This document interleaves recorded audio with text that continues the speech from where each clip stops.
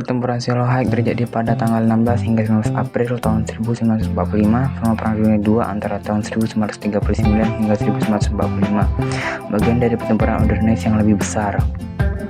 Pertempuran itu melihat pasukan Soviet berusaha merebut Silohaik di sebelah timur Berlin, dikenal sebagai Gerbang Berlin, diserang oleh Front Belarus 1 Marskal Georgy Zhukov, berlangsung selama 3 hari.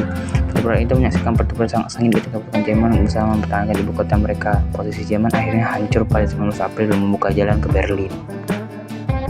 Pada akhir Maret, Marskal Georgy Zhukov, komandan Front Belarus 1, melakukan perjalanan ke Moskow untuk membahas operasi dengan pemimpin Soviet Joseph Stalin. Juga hadir Marskal Ivan Konev, komandan Front Ukraina 1, yang anak buahnya diposisikan di selatan Zhukov. Saingannya keduanya mempresentasikan rencana prospektif mereka kepada Stalin untuk merebut Berlin. Mendengar kedua Marshal, Stalin memilih untuk mendukung rencana Zhukov yang menyerukan serangan terhadap Silohaik dari Jerman Soviet di atas Sungai Oder. Meskipun dia mendukung Zhukov, dia memberitahu Konev bahwa Front Ukraina ke-1 harus siap untuk menyerang Berlin dari selatan jika Front Belarus ke-1 masih Dengan jatuhnya konflik berbalas di tanggal 9 April, Zhukov dapat dengan cepat memindahkan komandonya ke front sampai di seberang ketinggian. Ini sesuai dengan Konev mengitar sebagian besar anak buahnya ke utara ke posisi di sepanjang Sungai Neisse untuk mendukung pembangunan jembatan.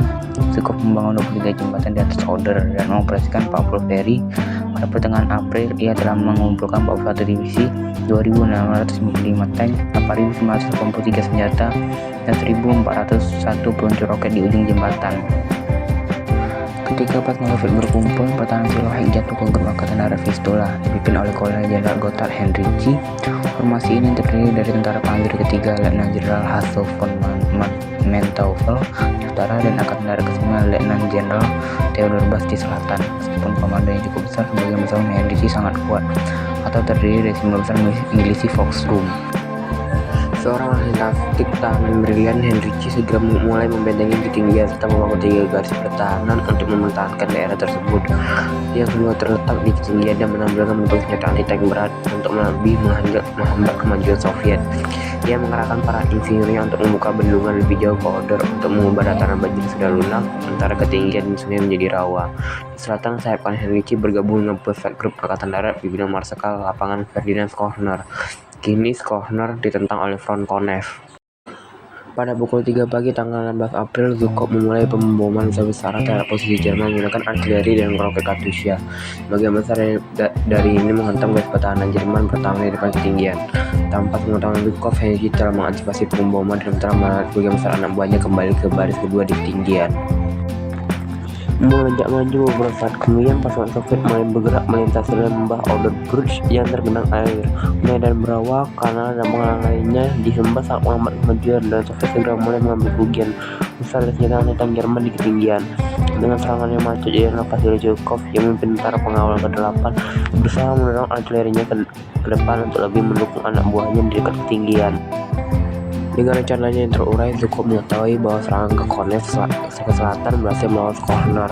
Khawatir bahwa Konev mungkin mencapai Berlin terlebih dahulu, Zhukov memerintahkan pasukannya untuk bergerak maju dan memasuki pertempuran dengan harapan bahwa jumlah tambahan dan membawa terobosan. Perintah ini dikeluarkan tanpa berkonsultasi dulu dengan Zhukov dan segera jalan macet dengan artileri pengawal ke-8 dan cadangan yang maju.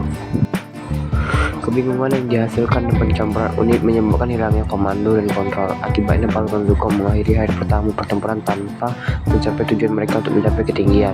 Maupun kegagalan pada Stalin, Zhukov mengetahui bahwa pemimpin Soviet telah mengarahkan Konev untuk berbelok ke utara menuju Berlin. Pada malam hari, artileri Soviet berhasil bergerak maju dibuka dengan rentetan besar pada pagi hari tanggal 17 April. Itu menandakan kemajuan Soviet lainnya melawan ketinggian. Meningkat maju sepanjang hari, pasukan Zhukov mulai membuat kemajuan melawan para pembela Jerman. Pegang teguh pada posisi mereka, Henrici dan Bush mampu bertahan sampai malam tiba, tetapi sadar bahwa mereka tidak dapat bertahan ke ketinggian tanpa bala bantuan. Meskipun bagian dari divisi Panzer SS dikalahkan, mereka tidak akan mencapai Silohaik tepat waktu. Posisi Jerman di Silohaik semakin dikompromikan oleh kemajuan Konev ke selatan. Menyerang lagi pada tanggal 18 April, Soviet mulai mendorong lagi garis Jerman, meskipun dengan harga yang mahal. Menjelang malam, pasukan Zhukov telah mencapai garis pertahanan terakhir Jerman. Juga pasukan Soviet mulai melewati ketinggian di utara. Dikombinasikan dengan hujan Konev, tindakan ini mengancam akan menyelimuti posisi Henry. Menyerang ke depan pada tanggal 19 April, Soviet membaca garis pertahanan Jerman terakhir. Dengan posisi mereka hancur, pasukan Jerman mulai mundur ke barat menuju Berlin. Dengan jalan terbuka, Zhukov memulai kemajuan pesat di Berlin. Dalam pertempuran di pertempuran Silohyk, Soviet menderita lebih dari 30.000 tewas serta kehilangan 743 tank dan senjata self-propel. Kerugian Jerman adalah berjumlah sekitar 12.000 orang tewas. Meskipun berdiri heroik, kekalahan itu secara efektif menghilangkan pertahanan Jerman terorganisasi terakhir antara Soviet dan Berlin. Bergerak ke barat, Zhukov dan Konev menempuh ibu kota Jerman pada tanggal 23 April dan yang pertama memulai pertempuran terakhir kota. Jatuh pada 2 Mei, Perang Dunia II di Eropa berakhir 5 hari kemudian.